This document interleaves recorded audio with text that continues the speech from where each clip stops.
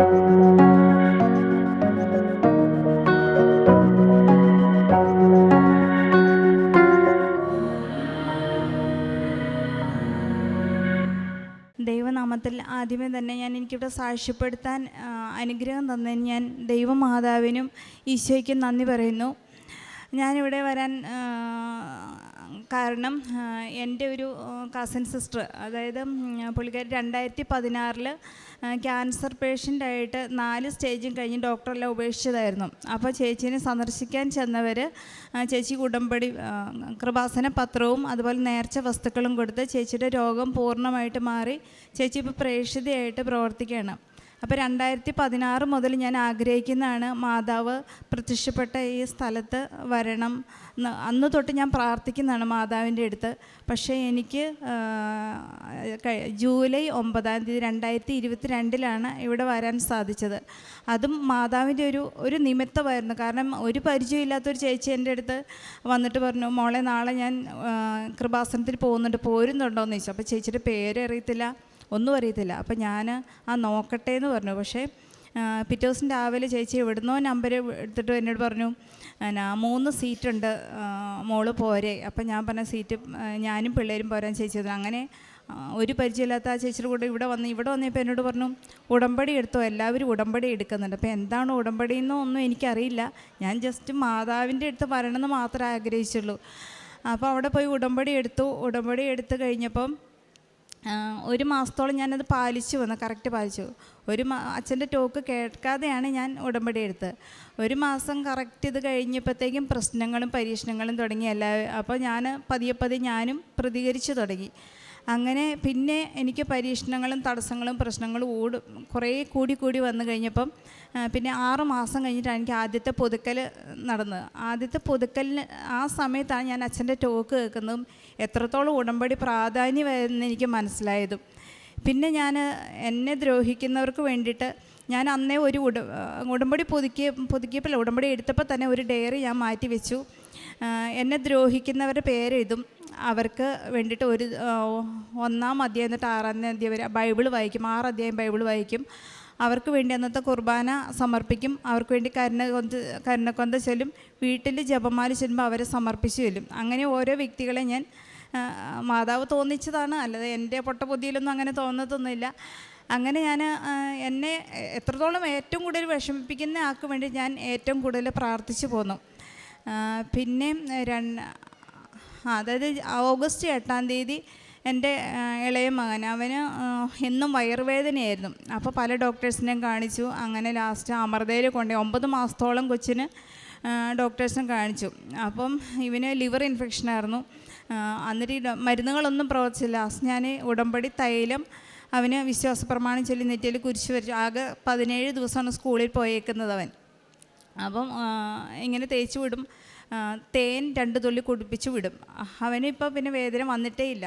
അപ്പോൾ കഴിഞ്ഞ ഏപ്രിലാണ് അവന് ഡോക്ടറെ കാണിക്കേണ്ടിരുന്നത്, അവന് വന്നിട്ടില്ല. അത് കഴിഞ്ഞ് പിന്നെ ഞാനും കുട്ടികളും തന്നെയാണ് വീട്ടിൽ. ഹസ്ബൻഡ് ബോംബെയിലാണ്, വേറെ ആരും നമുക്ക് സഹായത്തിനില്ല, ബന്ധുക്കളൊക്കെ ദൂരെയാണ്.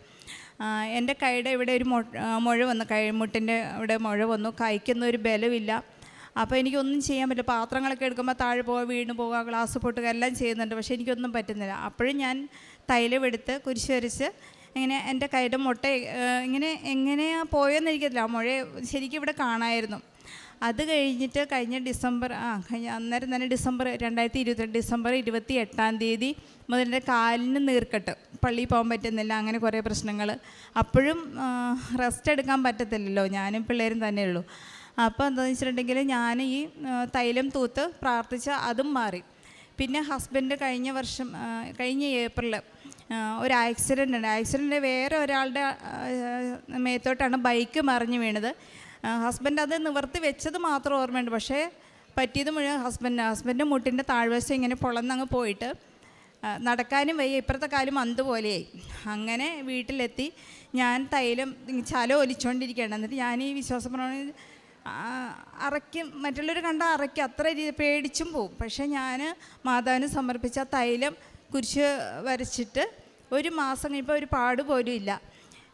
അങ്ങനെ രോഗങ്ങളിൽ നിന്ന് ഞങ്ങൾ പിന്നെയെന്ന് പറഞ്ഞിട്ടുണ്ടെങ്കിൽ ഞാൻ കാരുണ്യപ്രവൃത്തി പ്രത്യേകിച്ച് എന്ന് പറഞ്ഞാൽ ഞാനിപ്പോൾ കുമ്പസാരിക്കാനൊക്കെ പോയി നിൽക്കുമ്പോൾ, കുർബാന കൈക്കൊള്ളാൻ പോയി നിൽക്കുമ്പോൾ എൻ്റെ പുറകിൽ പ്രായമുള്ള വ്യക്തികളുണ്ടെങ്കിൽ ഞാൻ അപ്പാപ്പന്മാരെ അമ്മമാരെ അവരെ മുന്നിൽ നിർത്തിയിട്ട് ഞാൻ ബാക്കിലോട്ട് നിന്ന് അവരെ മുന്നിൽ കയറ്റി കുർബാന കൈക്കൊള്ളാനും കുമ്പസാരിപ്പിക്കാനും ഞാൻ വിടുമായിരുന്നു. പിന്നെ എനിക്ക് പല ദർശനങ്ങൾ എനിക്ക് അമ്മ മാതാവ് തരുന്നുണ്ട്. ഒരു ആപത്ത് വന്നാലും സന്തോഷം വന്നാലും എന്നെ ഇത് കാണിച്ചിരിക്കും. ആദ്യമായിട്ട് ഞാൻ കാണുന്നത് എന്താണെന്ന് വെച്ചിട്ടുണ്ടെങ്കിൽ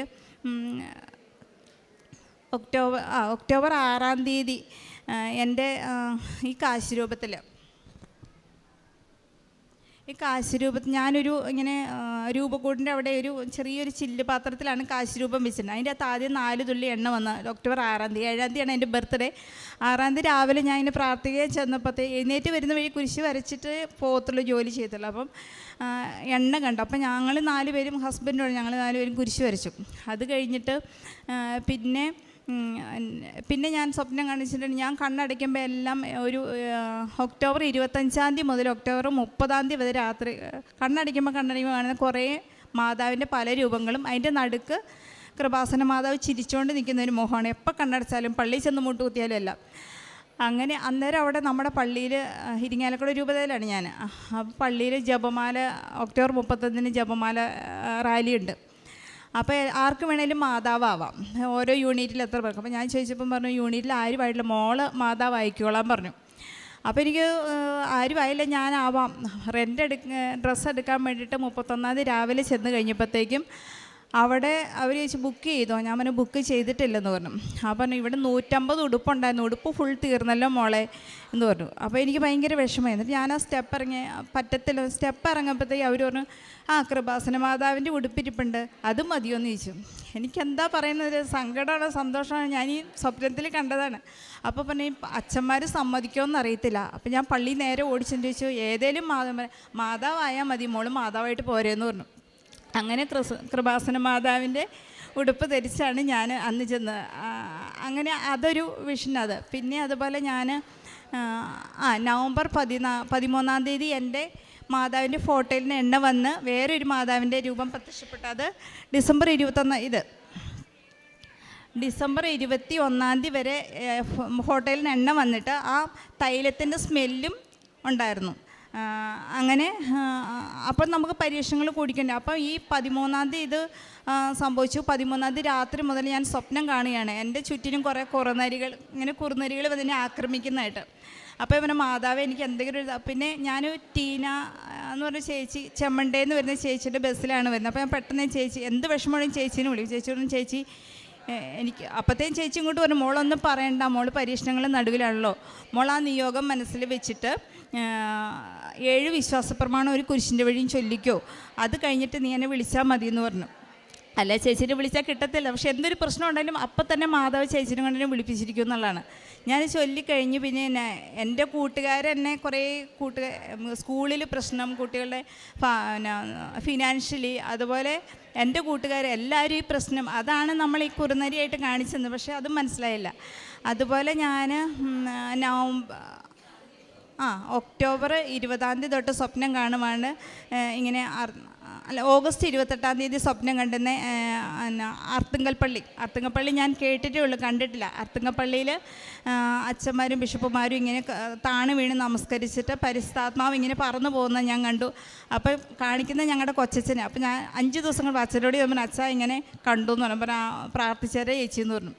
ഇവിടെ വരുമെന്നൊന്നും ഒരിക്കലും ഞാൻ പ്രതീക്ഷിച്ചിട്ടില്ല. അപ്പം അത് കഴിഞ്ഞിട്ട് ഒക്ടോബർ 20 ഇവിടെ അഖണ്ഡ ജപമാല റാലിക്കുമ്പോഴേക്ക് നേരിട്ടത് കാണാൻ പറ്റും. അപ്പോൾ ഞാൻ ഓർക്കാൻ മാതാവ് അന്ന് കാണിച്ചു തന്നാണ് ഇങ്ങനെ അവിടെ വന്ന് കുർബാന ചൊല്ലുന്നതിൻ്റെയൊക്കെ ഇത്. പിന്നെ അതുപോലെ തന്നെ ചോദിച്ചിട്ടുണ്ടെങ്കിൽ അടുത്തായിട്ട് ഇങ്ങനെയും അപ്പം ഞാൻ ഈ എണ്ണ വന്നതും ഇതിൻ്റെ ഒന്നും ഞാൻ ആരോടും പറഞ്ഞില്ല. ജസ്റ്റ് ആ ടീനി ചേച്ചിട്ട് പറഞ്ഞാൽ എനിക്ക് പേടി, ആൾക്കാർ കളിയാക്കുമോ എന്താ ചെയ്യുന്നത്, എനിക്ക് ആകെ പറയണമെന്നുണ്ട് പറയേണ്ടതും. അപ്പോഴത്തേക്ക് എണ്ണ വന്ന് താഴെ തീരാറായി. മുല്ലപ്പൂവിൻ്റെ വണ്ടിയിൽ അതുപോലെ പല പ്രാവശ്യം അത്ഭുതം സംഭവിക്കുമ്പം എല്ലാവരും പറയും അവർക്ക് മുല്ലപ്പൂവിൻ്റെ സുഗന്ധം. അത് ഞാൻ പ്രാർത്ഥിക്കും, എന്നാലും എനിക്ക് വന്നില്ലല്ലോ.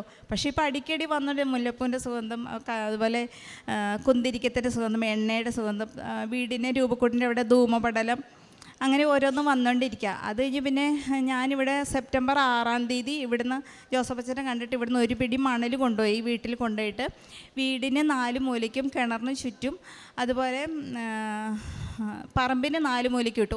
ഒരു നുള്ളൊരു ഇച്ചിരിയാണ് ഇട്ടത്, ആകെ ഇച്ചിരി കിട്ടിയേക്കുന്നേ, അതിട്ടു. എന്നിട്ട് അവിടെ വർദ്ധിച്ച് വരുന്നുണ്ട്, പക്ഷെ നമ്മൾ ശ്രദ്ധിക്കുന്നില്ല. പുൽക്കൂട് ഉണ്ടാക്കി കഴിഞ്ഞപ്പോഴത്തേക്കും ആൾക്കാർക്ക് ഇങ്ങനെ കയറി നടന്ന് കാണാനുള്ള ഒരു വഴിക്ക് വേണ്ടിയിട്ട്. അപ്പോൾ ഞങ്ങൾ പറഞ്ഞു ഒന്നുമില്ലല്ലോ വിടാൻ, മണ്ണിട്ടിട്ട് ഈ ഒരു പിടി മണൽ കിണറിൻ്റെ അവിടെ നിന്ന് വരുന്നുണ്ടല്ലോ, അപ്പോൾ ആ മണൽ നമുക്ക് വെറുതെ വെതറിയിടാം, ഒരു ഡിസൈൻ പോലെ കിടന്നോട്ടെന്ന് പിള്ളേരോട് പറഞ്ഞു. അവർ ആദ്യം മണൽ വരിക്കുക, എന്നിട്ട് പിന്നെ നമുക്ക് മണ്ണെടുക്കാമെന്ന് പറഞ്ഞു. എന്നിട്ട് ഈ മണൽ വാരുന്തോറും വാരി 6 അർബാൻ മണൽ കിട്ടി എനിക്ക് അവിടുന്ന്, കിണറിൻ്റെ അവിടെ നമ്മൾ ഇട്ടെടുത്ത് മാത്രം. എന്നിട്ട് അതെടുത്ത് ഇങ്ങനെ ആ വഴികളിൽ ഫുള്ളിട്ടു. പിന്നെ നമ്മൾ ഇട്ടെടുത്ത് ഇങ്ങനെ ഇരട്ടിച്ചുകൊണ്ടിരിക്കുകയാണ്. അപ്പോൾ ഉടനെ എന്നെ ഇങ്ങനെ തിരിച്ച് പറഞ്ഞു, അങ്ങനെ പറഞ്ഞാൽ നമ്മൾ ഒളിച്ചു വെക്കേണ്ട, മാതാവിൻ്റെ എനിക്കൊരു അനുഭവമുണ്ട്. അപ്പോൾ ഞാൻ മാതാവ് പ്രത്യക്ഷപ്പെട്ടെന്ന് പറഞ്ഞെന്ന് ആഗ്രഹിച്ച് അതിനായിട്ട് ഹസ്ബൻഡ് ബോംബെയിൽ നിന്ന് വന്ന് ഞങ്ങൾ വണ്ടി വിളിച്ച് ഇങ്ങോട്ട് വന്ന് ഇവിടെ വന്നപ്പോൾ ഞാൻ പറഞ്ഞു, മാതാവേ എണ്ണയുടെ കാര്യം പറയാൻ പറ്റിയില്ല, ഒരു പ്രാവശ്യം കൂടി എണ്ണ വരുവാണെങ്കിൽ എന്നെ കളിയാക്കിയാലും വേണ്ടില്ല, ഞാൻ പറയുന്നു. പക്ഷേ ഇങ്ങനെ മറ്റുള്ളവർക്ക് കാണാൻ പറ്റിയ കുറച്ചും കൂടി എണ്ണ കൂടുതൽ വന്നാലും കുഴപ്പമില്ല, അങ്ങനെയാണ് ഞാൻ പ്രാർത്ഥിച്ചത്. പക്ഷേ മാതാവ് എന്താണെന്ന് വെച്ചിട്ടുണ്ടെങ്കിൽ മണലായിട്ടത് തന്നു.